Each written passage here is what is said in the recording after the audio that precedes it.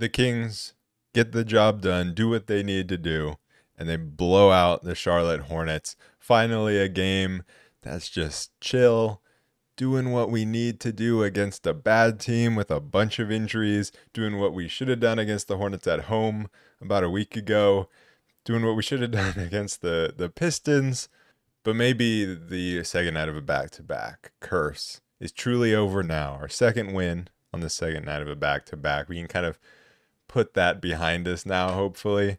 And the Kings begin this 5-game East Coast road trip, starting 2-0, albeit against extremely weak competition, possibly the two worst teams in the league, if you look at, the Hornets' injuries. But you got to take wins when they are given to you.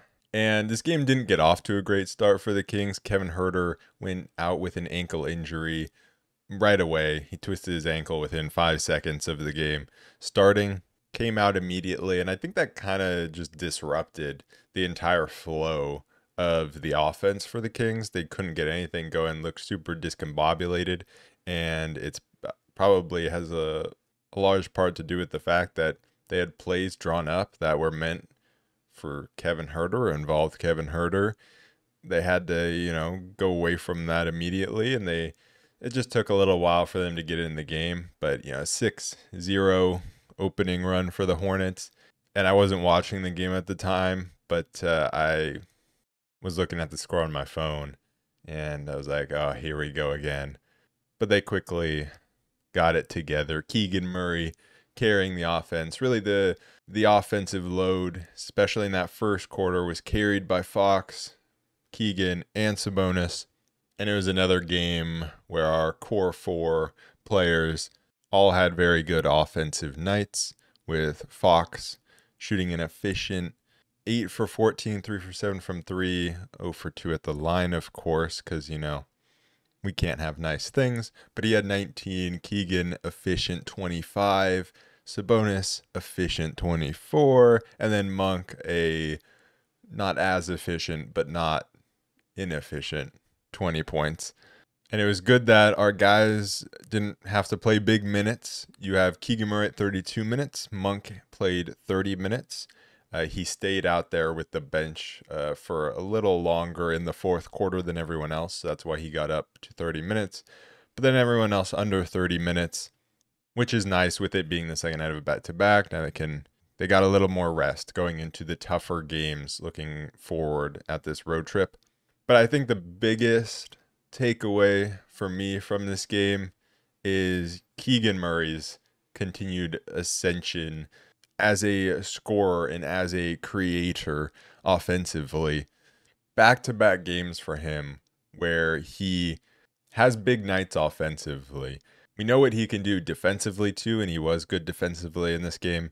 And obviously we know he can shoot the 3, but it's what he's doing from inside the 3-point arc. He hit 3 threes, which is great, but it's those 8 other baskets that he made that are truly the ones that make you think, okay, we got a star, an offensive and two-way star on our hands here. He looked so confident going at the rim. And there was especially, I think the one play that jumped out to me the most was when he had Brandon Miller on him. Brandon Miller, just a smaller player, a rookie.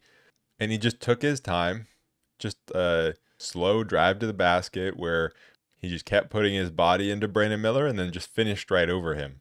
Like, kept it so simple and just got the easy finish, realizing he has a good matchup and capitalizing off of that. And there were so many moments where he was attacking the rim and finishing, getting tough finishes. He had the most shot attempts in this game for the Kings with 18. The next was Fox with 14 shot attempts. And that's what we want to see. We want to see him, like, we know what he's capable of. We know he's an amazing offensive player, and he's just got to know it himself and actually be aggressive and take shots and not just be, this efficiency guy that, knocks down every shot, but it's because he's open on every shot. Like, we want him taking the tougher shots because we know he can make them and make them consistently. And there was also a really nice play where he played the two-man game with Sabonis and had a nice pocket pass into Domas, which is like the next step for him. Is like he's creating for himself now and is learning to do that more and more. And then the step after that is the creation for others. And as he draws more and more attention, as teams figure out what he wants to do and how he goes about scoring, they will try to take those things away, and that will open things up for other Kings players on the court, and he has to be able to find them. And defensively, he had some really nice possessions staying in front of Terry Rozier when he got switched on to Rozier. I would have liked to see him guard Miles Bridges more. I don't really understand what the Kings were doing defensively with the Miles Bridges matchup. I would say that's the only critique I have for this game. Keeping the Hornets under 100 points, that's great. Keeping any team under 100 points is great. And Miles Bridges, he got 24 points on 21 shots. So you'll kind of take that when they don't have really any other scorers other than Terry Rozier. But I would have liked to see Keegan guard Miles Bridges. I don't understand why they're like matching the Barnes-Bridges minutes. When Bridges comes in, Barnes comes back in. It's like that. I mean, it did not seem to work. Barnes has to give him so much space because Bridges is so much more explosive. And that's if Barnes is on him, that's the right way to do it. Like Barnes is kind of doing everything that he physically can. He cannot stay in front of Bridges if he's going to press up on him. And so it just gave Miles Bridges open shots, which is not what you want to do. And also there were times when Trey Lyles was matched up on him. That's not good either because Lyles is very similar to Barnes in terms of guarding the perimeter. And Lyles is a much better defender in other areas, in help side and in rim protection. But on the perimeter, Barnes and Lyles, very similar players, very similar limitations. It's not necessarily a bad idea to just keep Bridges out on the perimeter and make him shoot those jumpers. But it just felt like we had better options. And so I would say that's the only critique. I love the way the Kings started guarding Terry Rozier because Rozier started out hot. I think he was 4 for 4 and he ended 6 for 14. They made adjustments. They started blitzing him. He took a really tough, like leaning three coming off a screen that he made. And right then, I think that's where the Kings were like, all right, we got to switch this up. We just got to get the ball out of his hands. And Alex Len did a really nice job of blitzing and getting out to him and forcing the ball out of his hands. And then Len did a really good job of recovering back to the paint. And this really was an Alex Len game. He was awesome. Team high plus 28. Lyles was right with him with a plus 27. But Len almost had the double-double in only 16 minutes. He got 8 points and 10 rebounds. And he was so good defensively. He was everywhere. Being able to guard out on the perimeter and then recovering back to the paint, affecting shots at the rim, making the right plays offensively. And it just, the more and more we see Alex Len, the more and more it is baffling how after he came back from that injury, he started playing the backup center minutes again. And then just inexplicably, JaVale got those minutes over him again. And I didn't understand it at the time at all. And it's even more baffling now when you see Len come back in. He's getting those backup center minutes again, and he's just so much better. The rotation was interesting. I mean, I talked after the Pistons game about how the rotation's kind of a mess. And Kevin Huerter going out after the first minute doesn't help the rotation. That kind of makes us switch things up. But we saw a lot of different guys. And, obviously going into garbage time, we're going to see a lot of guys. But Duarte came in for Kevin Huerter right away. That makes sense. He was fine defensively, not great offensively. But the real interesting thing is Colby Jones getting minutes and getting meaningful minutes very early on in this one. Getting those backup point guard minutes, off guard. He's amongst the point guard. And there were some good things that Colby did, and then there were some bad things, definitely. So let's start with the good. The good is he was making plays defensively. He immediately came in and forced a turnover on Miles Bridges. Just a great defensive play. He got his hand on the ball, and then Miles Bridges threw it out of bounds. And he made a few other really nice defensive plays. It was the offensive end where he wasn't great. Missed both of his threes. That's not even, and missed one very badly. That's not even what was bad. It was more when he went to the rim, he wasn't looking to score. And he is a good finisher and he can finish through contact, but he did not show that at all. And there was one play where he just, I mean, he was very open and he has to go up with it. But he didn't, and it kind of stalled out the whole possession. And so he just needs to be more confident in terms of how he finishes plays. But I loved his rebounding. I mean, he got one rebound, but on the offensive glass, he's always trying to get in there, and he's always trying to strip the ball from whoever gets the rebound, like trying to get behind them and strip the ball out, which I love. I don't think it worked at all in this game, but it felt like it was close to working, and you could tell, if he continues to get minutes, he will get us some extra possessions by doing that. I don't know if he's truly ready for these minutes. He's playing against the Hornets, and so the mistakes that he makes might be hurt more against the better teams. But again, you can see the potential there. I just don't know if that's this season or if it'll be more in the coming seasons where he gets rotational minutes. We kept seeing Juan Toscano-Anderson after he played in the last game. We saw him again get rotational minutes. He cannot score the ball. He's not a good finisher, can't shoot the ball. Obviously, that's not why he's out there.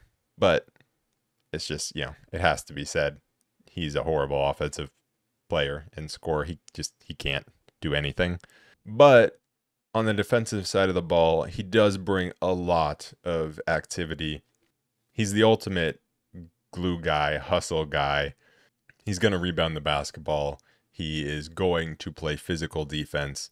Sometimes maybe a little too physical, but not as bad as early season Chris Duarte. So we'll take it. It's definitely the offense when him and Alex Len are both out there. That definitely really limits the spacing.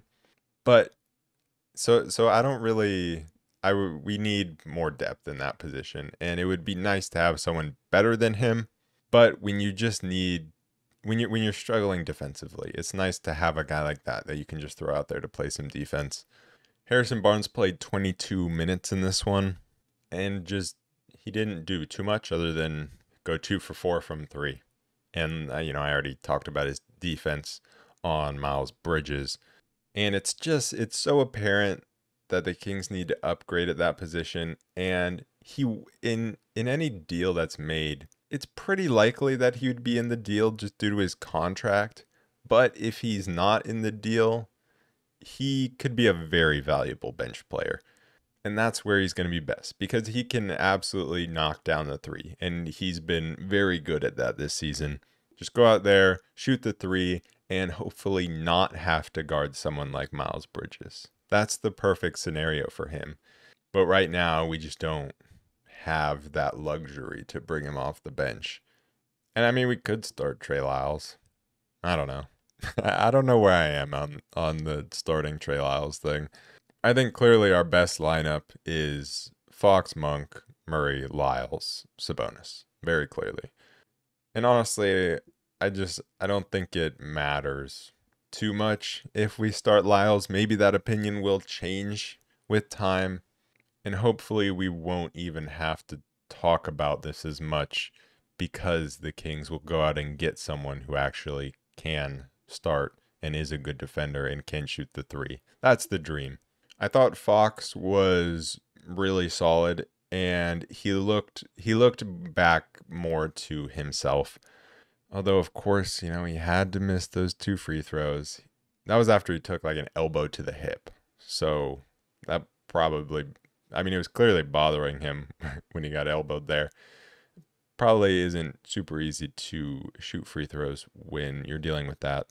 But it was just a night where he didn't have to do too much, but he picked his spots, and he was getting to his spots on the court, and he was knocking down his shots. And he's, been struggling for a bit now, like the past week or two. I think against the Pistons, he looked a little better in terms of he was getting to his spots, but then he just wasn't knocking down the shots. And so then the next level of him getting back to playing at the level he was is knocking those shots down, and he did that in this game. And the great thing about his struggles are that they're offensive struggles and offensive struggles only. His defense has never dropped off, and his defense has been very good the entire time. And so that is the way that he's continued to make a big impact on this team without his scoring being, 30 points per game. Sabonis was going towards another triple-double, but of course had to sit most of the fourth. But he ended with 24, 10, and 7. Just another simple Sabonis game where he dominates inside. His finishing has just been, in this stretch of games where he's dominated, I mean, just for the past 2 months, his finishing has been what's improved from the start of the season. He wasn't getting those big scoring numbers early in the season because he was just missing a lot of shots around the rim, and that's the thing that has definitely changed. So just another incredibly solid, great game for him. And then Malik Monk scored 20 on 6 for 13 from the field, 7 for 7 from the free throw line, and he wasn't knocking down his three at a great rate, 1 for 5. He hit that one super deep one, but what he did really well was attacking the rim, and that is reflected in those 7 free throws. But he did it in times where we really needed him to do it. In the third quarter, there was a time where the Hornets were making a little bit of a run because we ended the first half up by 12, and then we had a very good start to the third quarter. But then, the Hornets went on their little run and were chipping away a bit. Miles Bridges was kind of getting it going again. Barnes' screen navigation was absolutely horrible. Brandon Miller was getting it going from deep a little bit. But Monk just kept the Kings ahead by a good amount, by like 15, because he just kept attacking the rim and kept scoring.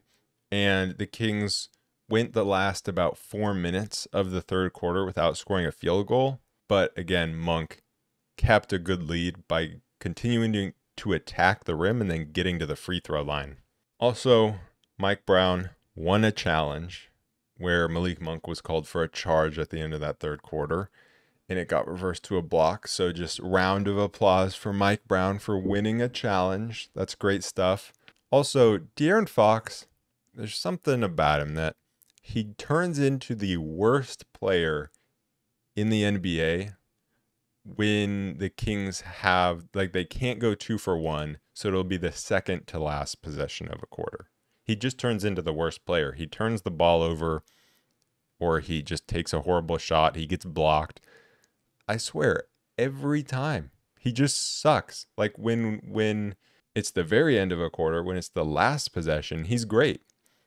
But when it's the second to last possession, he just can't seem to make anything work.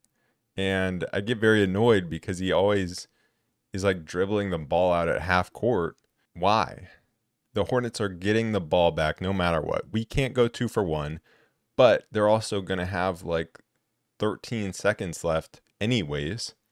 There's no point in dribbling this ball at half court and killing time. Just get into the offense and get a good shot. But no, he just got to turn it over because he waited too long and made a bad decision.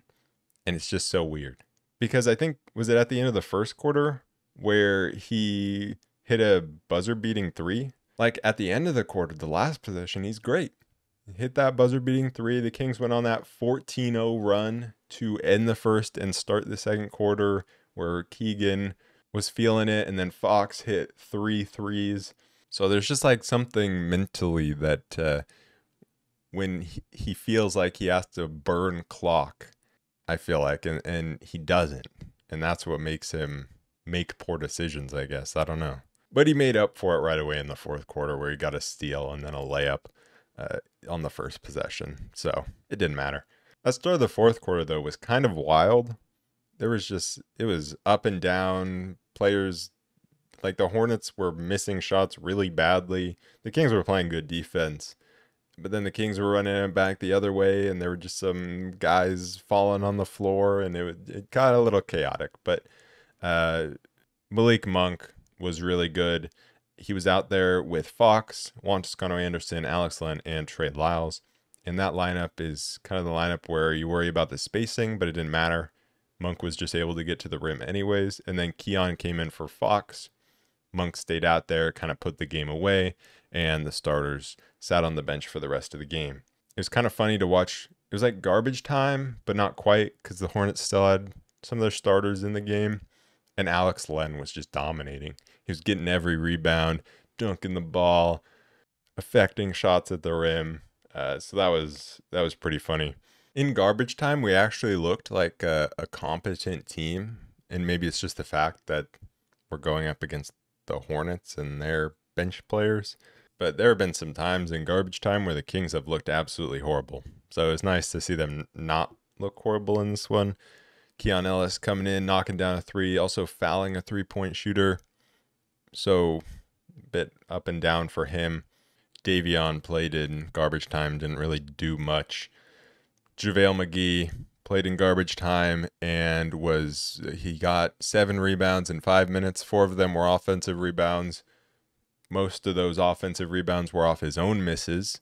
Got to the free throw line, scored 8 points. He was like, Alex Len is racking up, 8 points, 10 rebounds, and he's trying to like one up him in garbage time, I guess. But I forget who made the tweet, but someone tweeted it like it's much more fun to watch the wild JaVale moments in garbage time rather than actually during the important parts of the game. Sasha didn't get out there during garbage time. Don't really know why. Maybe just Mike Brown wanting to give other guys opportunity because he already kind of knows what he's going to get from Sasha. I don't really know. But some other moments from this game. There was a sequence in the second quarter where Fox made 3 great passes. One of them was to Trey Lyles, perfectly set him up off a drive, right in the shooting pocket. Lyles in rhythm, knocked down the 3. And then he had a really nice, I think it was him, that interior pass to Juan Toscano Anderson. JTA didn't score it, but then Alex Len cleaned it up. And then the best of them all was like a cross-court pass to the opposite corner to Trey Lyles.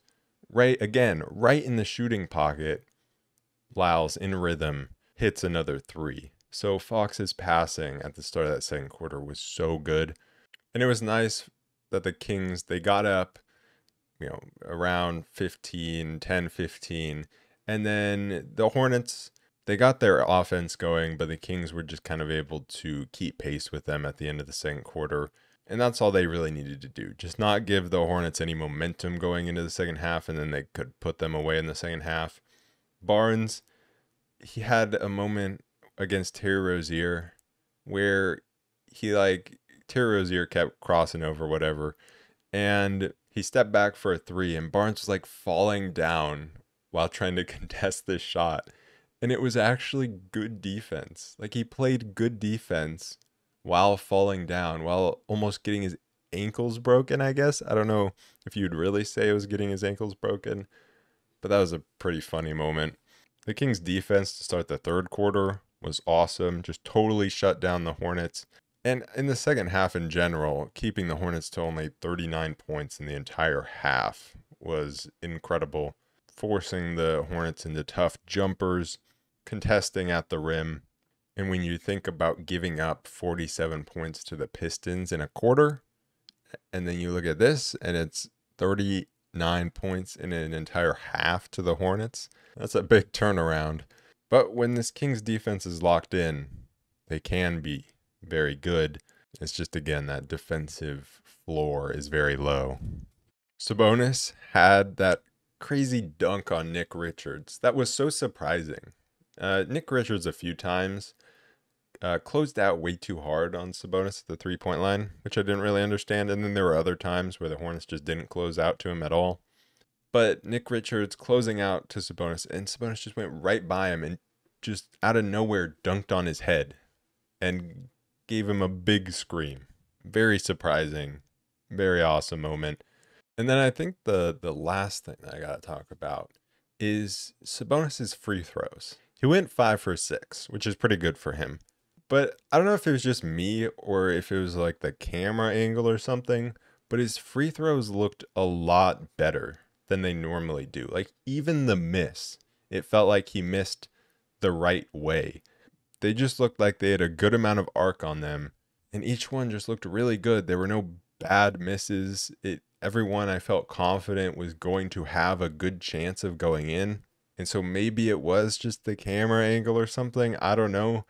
But those free throws looked really good. And it's kind of sad, but the Kings shot 18 for 23 from the free throw line, 78%.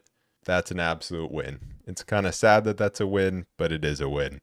And they only hit 13 threes in this game and were still able to drop 123 points and win super easily.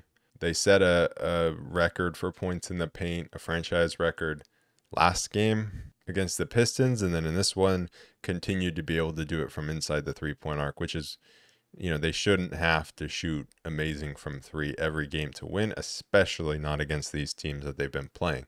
Now the schedule gets much tougher. It is Philly, Milwaukee, and Phoenix to close out the road trip. This Philly one is on ESPN, and I don't think it was on ESPN initially. I think that one might have been moved to ESPN. But Joel Embiid was out tonight against the Hawks, and so I don't know if he'll be playing. That obviously makes a big impact, but it'll be fun to see Fox against Maxey. Not that Maxey will be guarding Fox, but the other way around it. Fox will probably be guarding Tyrese Maxey, and Maxey has been incredible this season. Just a super tough shot maker. It'll probably be Nicholas Batum that gets the assignment on De'Aaron Fox, and because that's just what the Sixers have been doing. They've been having Batum guard the smaller guards. They were having him guard Trae Young, and so it'll be interesting to see how Fox handles that. If Embiid is out, Sabonis should be able to absolutely dominate inside. But if Embiid is playing, it's going to be extremely tough because last season, I just remember Embiid getting every single one of our centers 2 fouls within the first quarter. It was Sabonis, and then I don't even know, did we send Len out there, or was it Rashawn Holmes? I don't know. And then we tried to send Neemias Queta in, and nothing worked. I mean, nobody can really stop him. But either way, whether he's in or out, it'll be a tough matchup and an interesting one. Anyways, that is it for this episode of the Roll Report. I will be back on Friday to recap the game against the Philadelphia 76ers. Peace.